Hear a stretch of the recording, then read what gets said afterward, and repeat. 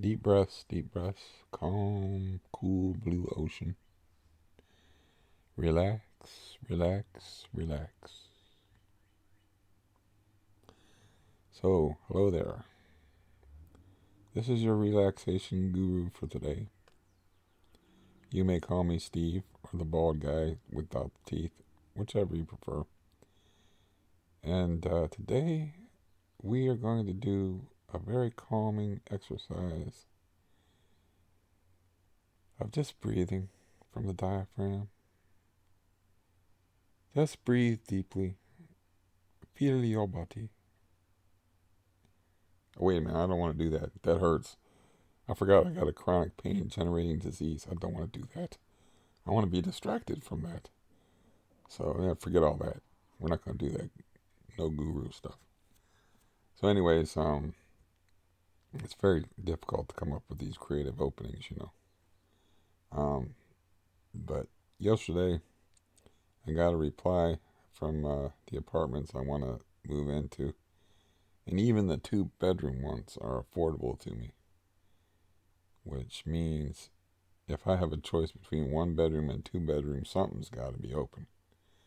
The problem is, of course, moving during this COVID thing, and I have this. I really don't want to leave this blue monster scooter, which is worth about $2,000, here, and I got the other scooter to move. Those will be problems moving, but everything else, I don't know if I want to like rent a U-Haul. I'm not sure exactly how to go about this.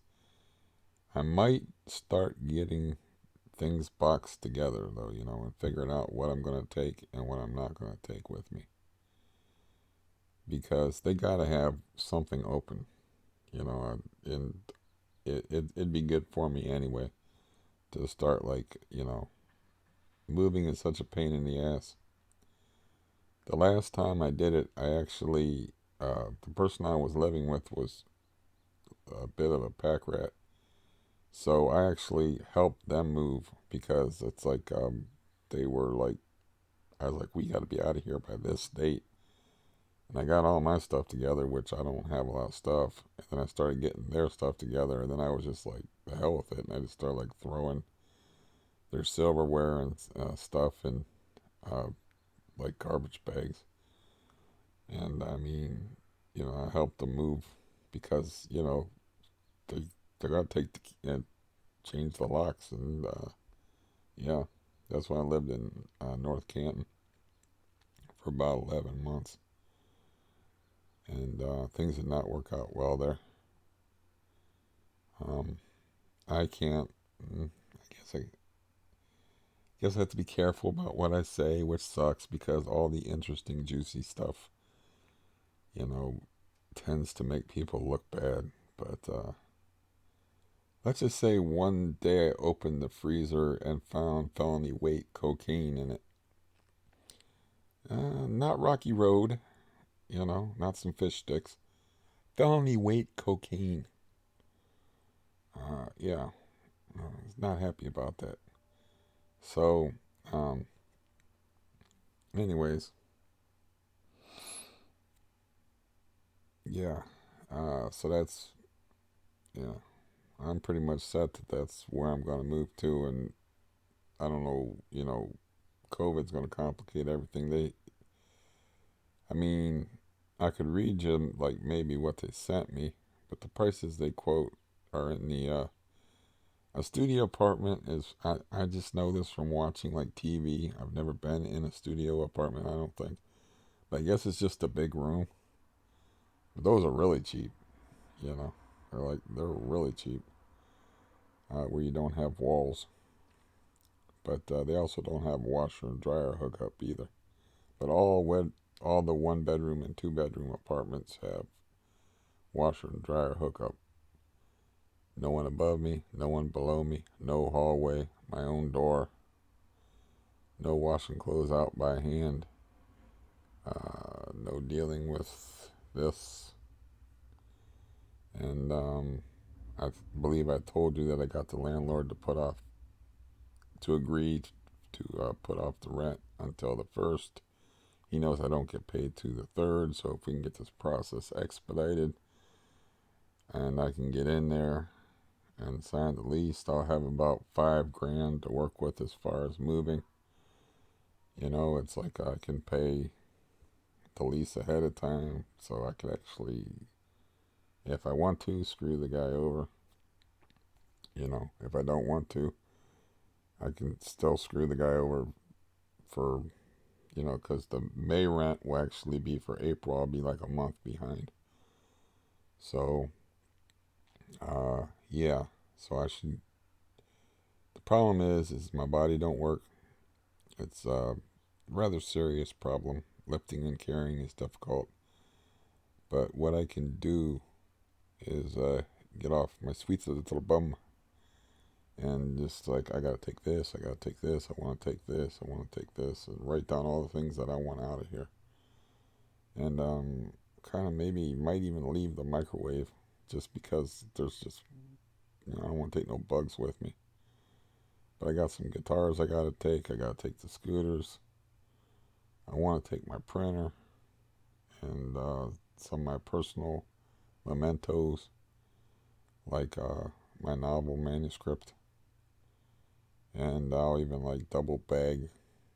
It would be triple bagging. I'll put like another garbage bag around anything that might have a bed bug in it. But I need the $5,000 to buy, um, and I can just like buy a box spring and a mattress at first and just slam it against the wall. I mean, I'm not sure what purpose a headboard serves anyway. And as far as doing, you know, doing videos and putting them on YouTube, I don't necessarily need this microphone to do that. Um, I bought this microphone mainly because I wanted to do audiobooks. And unfortunately, the microphone doesn't read or act for you, so it didn't really help all that much. Though some people like the way I sound on the microphone, some people say I sound better just off the microphone. And I know I sound worse now that I have 4 teeth, so um, but yeah, that's good news. It's like I can afford a 1 bedroom or a 2 bedroom, so there's, if they have any vacancy at all, I'm just taking it. I'm just getting out of here. I mean, my pain level the last few days has been pretty atrocious, and I didn't do much yesterday except for I had to take a nap in the afternoon. I really didn't have a choice in the matter, which I hate. And then I called my brother up and had a 2 hour conversation with him.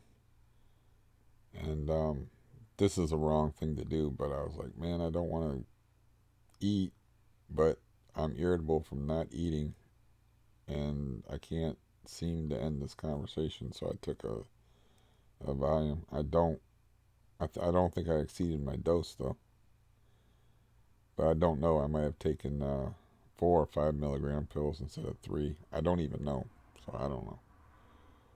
It doesn't seem all that important. It seems more important for me to get out of here. You know, I've been trying to do that forever now. I've been talking about it forever. So the first time I brought it up is when Stampy moved in here, and I was talking to the landlord about it before. He totally, you know, just because after the meth thing, I knew that he was a piece of shit, but I could still talk to him. But after getting sprayed in the face with poison and, you know, throwing him out of here, couldn't talk to him anymore.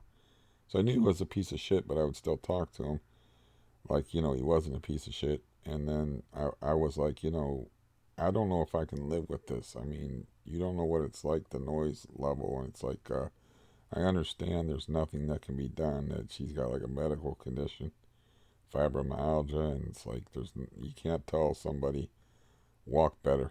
And I said it would be kind of funny for me to tell people to walk better anyway, or to walk lighter. It's just the way she walks.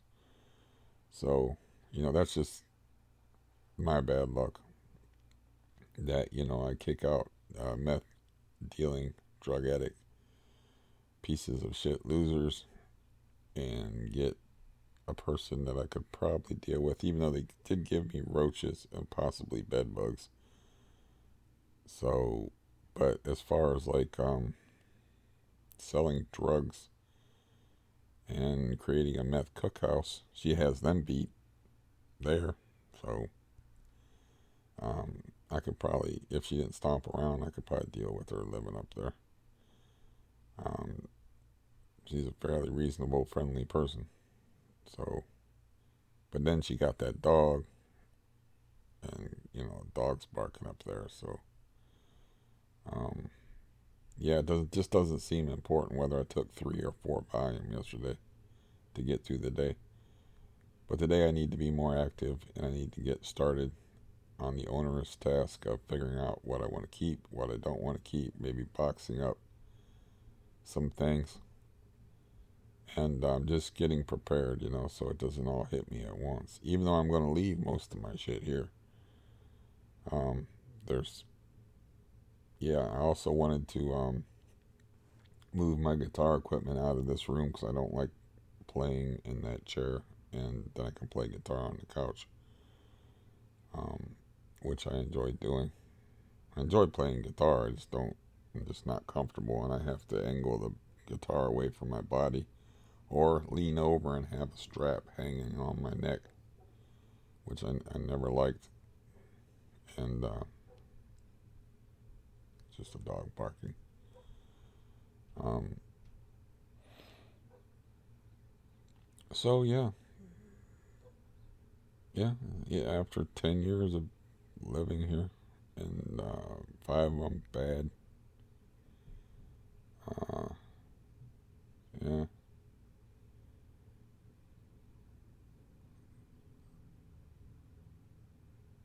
get to move, and just get. I'll never forget Mr. Gerald Miller, but I can let go of my hatred for him, and whether or not I stick him with the money, or stick him with by not paying rent and forcing. If I'm set up in this other place, probably just be like, I'm gone. I'm not gonna tell him I'm moving. That's the thing I don't like about a U-Haul is, you know, the narc upstairs will be like, or the actually the war veteran guy also, which I haven't seen around, is a narc as well. This guy's a narc too, but he's in the back room, and he don't hardly ever leave. So he wasn't even aware of like the meth trade until I told him about it. With people coming and going and walking around all night because he's all pilled up and shit from he's taking drugs and smoking lots and lots of really strong marijuana. The skunk man comes by. This guy comes in here, and then because it comes through the vents, man, this place smells like a skunk. So he smokes like really strong marijuana on top of whatever pills it is he's taking, and I think he takes Valium as well. I think so. He's a benzo addict as well. But anyways, the point is like I kind of want to sneak out of here. So I could actually do that if I move like bit by bit, and like my brother was saying, like, oh, I'll help you move this blue beast over here, and me and this other guy who's got like a minivan, we can like get it up in there, and they're both very strong, so they could actually probably lift the thing, which it is. I don't know how much it weighs, but it's heavy. I mean, or you can do like get a board and push it up with a board, or I would not recommend turning it on and accelerating with the board, with my experience with its acceleration capabilities, but it's just too expensive of a thing just to leave here and throw away like garbage. I mean, even if I only paid like somewhere around $500 for it, um, it's too expensive of a thing to leave. Um, but yeah, it should. you know, moving is always intimidating and daunting and like changing your whole life around. But um, I've been wanting this for a very long time, and this isn't doable. And I don't know if it'll undo the damage that this place has done to me or living here has done to me, but uh, yeah, I'll have quiet. I can suffer and die in peace, which is a reasonable goal, I think. So that's good. Um, like I said yesterday, I didn't do a whole lot. I slept in the afternoon. I got up early, like 6:40 in the morning. Not like 6:40, 6:40 in the morning is when I looked at the clock. And I just was sleepy and miserable in the afternoon. And I was like, I'm going to sleep. I don't care what happens. This morning I woke up a little bit after 8 o'clock, and even though it's a Saturday, I text my real estate agent guy and I said, I know it's not a work date, but I want to move here. I will forward you the email they sent me with the price listing. And I don't think I mentioned that I really just want to drive around the area. You know, I don't need to see inside the buildings or actually see inside they offer because of the COVID thing, they offer virtual tours, which I suppose would be them holding the camera and you can look at the place, but I don't fucking care. You know, I'm living in a 10 by 14 cell with an 8-foot hole in the wall and a place that's falling apart, you know, so I don't care. You know, it's not even necessary. Just tell me what you have available. Let me get that key in my hand, you know. And if leases are involved, and this guy will help me out. He'll help me out, you know. He'll, he can even like, I don't think they do office, you know, I don't think they even like let you walk into the office or whatever.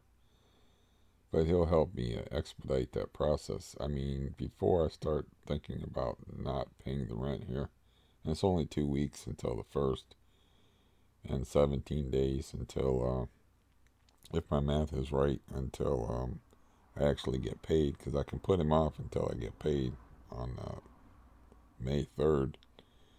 Um, you know, in the meantime, if I get those keys in my hands, he's not getting any money. He can evict me or whatever. I don't care.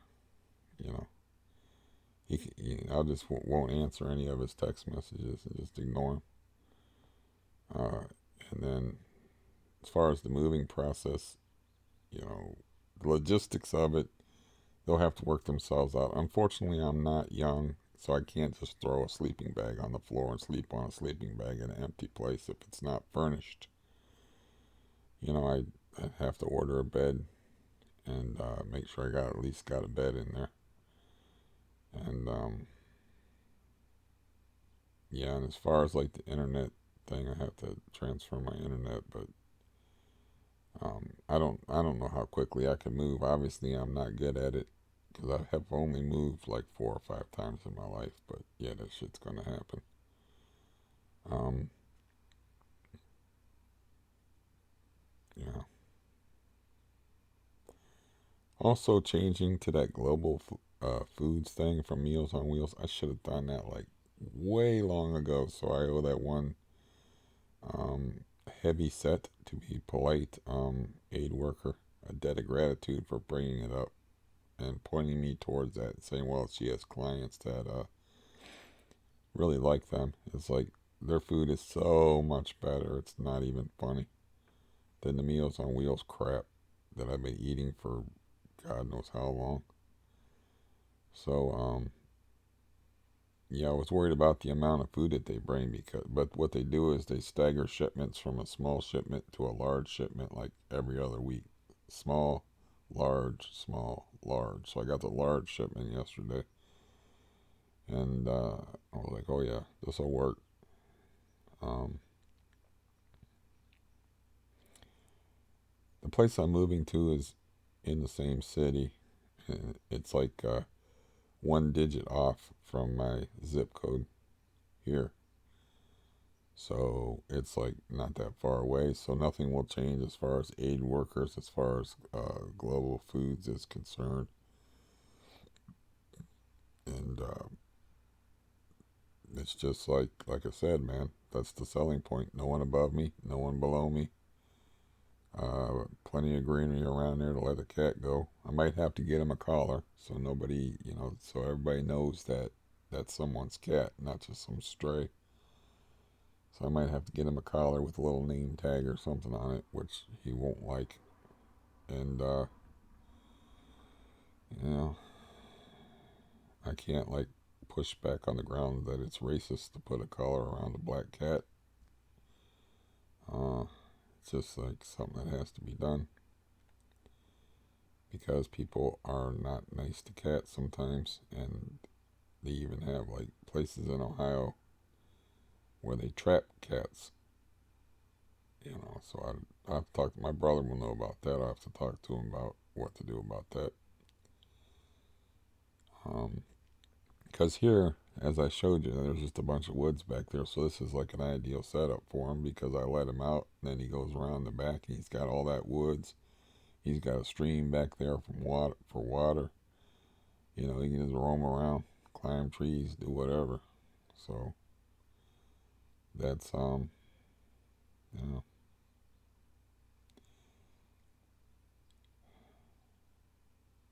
So I guess I'll just leave it here.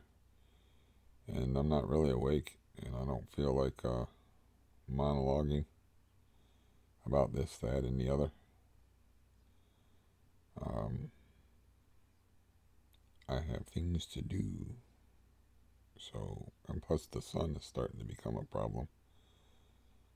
And I don't think I'm going to pour my energy into pimping out pimping out? That doesn't work. Um, Adding on to my sun blocker with cardboard so it's a better sun blocker. Because hopefully, like I said, man, I'll be out of here by the middle of May. And yeah, this nightmare will be over. Oh yeah, damn it! I guess I gotta talk about that. I, I had my aid worker like take in. I'm running. I don't know if I already talked. I might have already talked about this. Let's see. The aid worker comes on. It's Saturday. I might have already talked about it, but I didn't talk to you about making the calls to my doctor, so I'll talk about that. I know I didn't talk about that for sure. So I make the call. I get through to my doctor. My doctor, Dr. Joseph Cook, he ran for the hills as soon as the first COVID case reached America. He went on leave in January, and because I was like, well, I know your offices are still open and stuff. Is like, so is Dr. Cook still my doctor? I had trouble getting my prescriptions at the drugstore yesterday, and they were like, Dr. Cook has been on leave since January, which they didn't tell me before. So, that's my thinking is like, he knew what was coming, and he was like, man, Hippocratic oath, my Hippocrates, I'm fucking gone. And like he's bunkered up somewhere, probably out in the woods, um, waiting it out. There's still a doctor that works there that's moving into the cardiology, and I couldn't even remember her name. But I was like, well, I need a refill on the blood pressure medication because it had two refills on it, but it had Dr. Joseph Cook's name on it, and uh, he's not a doctor anymore apparently or something because they would not refill that. So that shocked the hell out of me. The other one did not shock me.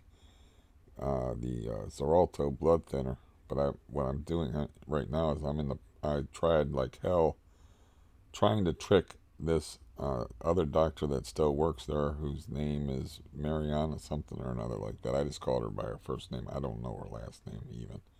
I only saw her a couple of times, but she was the one that gave me opiates uh, when I showed her my teeth before I had these four teeth pulled out, and they don't do that nowadays. So and plus she's going into the cardiology field, and they know I got AFib, and they know I need blood thinner, but the blood thinner medication is under somebody else's name that doesn't work in that office. So I did not hear back from them, but their offices close at 12, and I called at around 10:30. I couldn't get through to the desk and talk to somebody that I knew until 10:30. So I'll call again Monday if I don't get any alerts on my phone about whether they got refilled or not. I don't know if I just like outright threw away my Eliquis, which is another type of blood thinner, but that's an option. Is I might have just threw it somewhere, like threw it across the room, like I don't know. It might be somewhere here and not. I might not have thrown it in the garbage. Is what I'm saying. On the floor in a corner, it might be somewhere around here. So that's an option I'll have. But yeah, not having a doctor is not really a doable thing for me because I need the blood thinner. I need the blood pressure medication. But once I get out of here, and if I get into a stable, quiet environment, the blood pressure thing might not even be a deal because, that's sometimes I'll be sitting here and my heart rate will go up. And I'll be like, I don't want to take any benzos, so I'll take one of these blood pressure pills. And, you know, uh, so I kind of need those. At least living here, I need them, but I might not need them living somewhere else.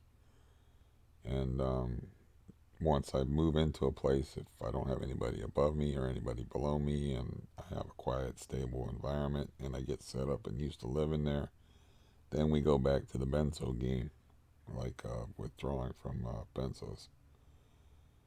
And, you know, I mean, this guy's like, what do you take them for? Do you take them because of your back? Because the Valium's a muscle relaxant, or is used as a muscle relaxant. And I'm like, I explained to him, which I think I might explain to him before. It's like, no, I take them because if I don't take them, I feel very, very bad. I'm physically dependent on them. That's why I take them. So, be able to work on that. Just have to rearrange my life a little bit, a lot of it. And, but yeah, as far as tricking that woman into prescribing Xarelto for me, I don't know if that's a doable thing. Um, I shouldn't have. I had like a stupid appointment with her where I would have been talking with her on the phone.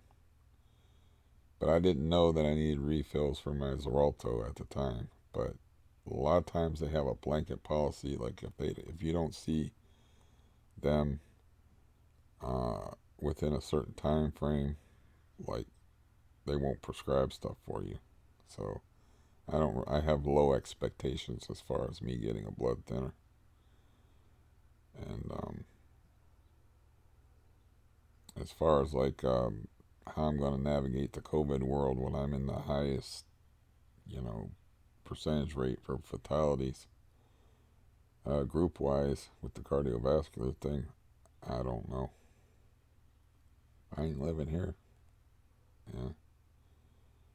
Uh, if I catch it, there's still like a 80 to 85% chance I'll survive. So, I like them odds.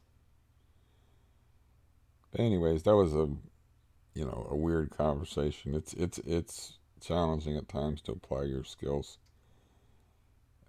and be like, yeah, but the one I really need is a Xarelto because I have a history of AFib and it's a blood thinner. So let me check the dosage on that. And I was just left the metoprolol as a matter of course. And I was like, Xarelto, Xarelto, Xarelto, and like, I really like tried to make an impression with that, and we'll see it.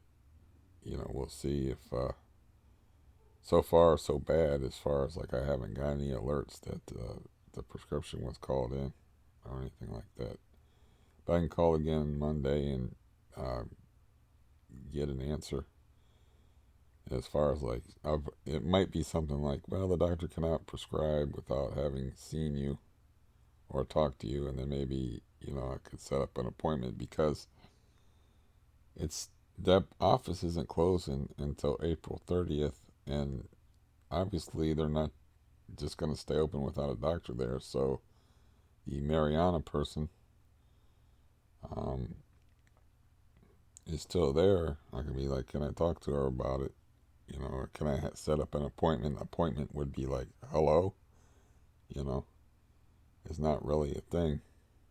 And I can explain to her, like, because they wanted me to go to a cardiologist, and I didn't go to the cardiologist because it's stupid. And all I need is the medications. There's so many things that cause AFib. It's like they don't know if sneezing causes AFib. If they gave me a sheet when they released me from the emergency room the last time, and it's like possible causes of AFib. There's everything on there from coffee to stress to they don't know what the fuck causes it. So it's like stupid to go to a cardiologist. It's like if you can feel that your heart's not functioning right and you have AFib, it's just a waste of time. It's like I said, I went to that one cardiologist. I knew exactly what the appointment was going to be. I mean, down to a T, exactly what they were going to do, and they were going to tell me that I was fine, that my heart was functioning fine. It's like, it's stupid. Why am I here? And then, I had that one cardiologist that was murdered. It was the same thing, except for he was 45 minutes late to his own appointment. It's never happened to me before where the doctor was 45 minutes late getting there. Um, his lunch took 45 minutes because I guess he's good in the sack, but he's no longer with us because he was apparently a sex junkie and banged somebody's wife, and the husband, you know, offed him in the parking lot of Affinity Hospital and then killed himself.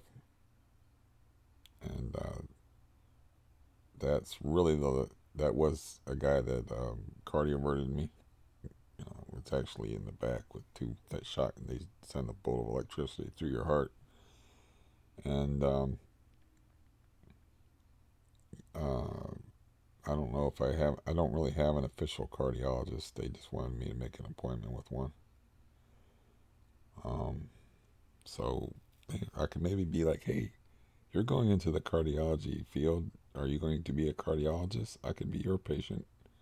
And think to myself, you would be the prettiest cardiologist probably in the state of Ohio because she's really pretty. She's like a mix of Asian and I don't know what. It's intriguing. It's like, I don't know what your heritage is, but whatever it was a good mix. Um, but, anyways, um, yeah, I don't know how that's going to play out. I just know I have like 6 of those pills left. And then my blood will go back to being thick and sludgy. You know? And basically, it's just another thing for me to worry about. Then if I go into arrhythmia, they'll be like, oh, your blood's not thinned. We have to keep you in the hospital and torture you um, if I have an episode of AFib. So, um, anyways, that's how my phone call went. And of course, it's me, so that took like an extra 15, 20 minutes for me to talk about. Um, so, what we got here? 34 minutes. Not too bad. Not too shabby. Just like a sitcom length. I usually am happy if I can keep it at about a sitcom length with the commercials. So, yeah, I will talk to you tomorrow. And hopefully my voice is not permanently like this. I realize my speech pattern has changed and stuff, but I used to like my voice. I don't like my voice anymore. It's hoarse sounding all the time, and I don't like the way I speak anymore. As far as my tongue has no corral to keep it in check. So it affects the way I enunciate and pronounce certain words. I do not like that. But anyway, I hope you're doing good. And I did have some good news for you and for me that I will be moving into another place, which I'm sure will change everything because I may become a little bit enthusiastic about life. I don't know if you can handle that. But yeah, if I start feeling better, if I'm living in a neighborhood that I like, that's less noisy, no dogs, quiet, no evil landlord and build up hatred against him, no neighbors. Really, the only neighbors I have will be on the sides of me, and that means I don't have to interact with them if I don't want to. And past the pleasantries of, hey, how you doing? I'm the new guy. Because there'll be no hallway, there'll be no worrying about running into other people. It'll be like a whole different deal. And I have to just understand that change is difficult, but change also can be wonderful. Like from Meals on Wheels to Global Foods, the food is good, good. But I have to say one more thing. I did get a package of cheese that had no English on it, so I didn't know what kind of cheese it was. I don't know where it came from. Maybe that's why it's called Global Foods. I have no idea where this package of cheese came from because it had not one word of English on it. So I'm like, I don't know what kind of cheese this is. I'm going to have to do the taste test. And I'm like, I'm thinking brick. I don't know what it is. But then I looked at their menu and it was some kind of cheese that the name of it began with two consonants. That's the only thing I remember about it. But some kind of cheese I never heard of. But yeah, I just thought that was funny. It's like I have no idea what this is.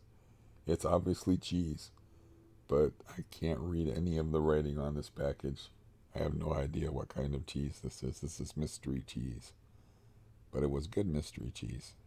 But yeah, change can be good, so in this case, it's essential because living like this for all these years, it's just been horrible for me. And yeah, so I just have to not not be a embrace the change, not be afraid of it, and try to like think optimistically, like that I'm gonna feel better physically, I'm gonna have more energy, and things are gonna be different. I'll have a different attitude. You might see a more enthusiastic me and a healthier me, and that would be a good thing because if I am capable of being entertaining in Hades, imagine if I just live in a regular, plain old world. Because this is fucking Hades living here. And that's the end of that, though. I will talk at you tomorrow. I apparently need a shave. I will have to shave and then talk at you tomorrow. In that order. Goodbye.